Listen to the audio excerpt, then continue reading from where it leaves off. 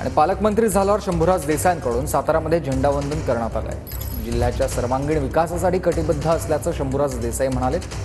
सातारातील शाहू स्टेडियममध्ये देसाईंकडून ध्वजारोहण संपन्न झालेलं आहे।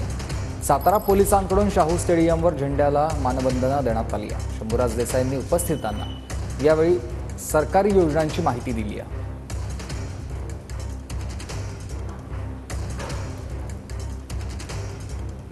जिल्ह्याला विकासाच्या निधी बाबतीत मागच्या 2.5 वर्ष मी पालकमंत्री असताना आदरणीय एकनाथ शिंदे साहेबांनी सरळ हातानं, कारण माननीय शिंदे साहेबांचा मतदारसंघ जरी ठाणे जिल्ह्यातला असला तरी त्यांचं मूळ गाव हे आपल्या सातारा जिल्ह्यातलं घरे गाव आहे।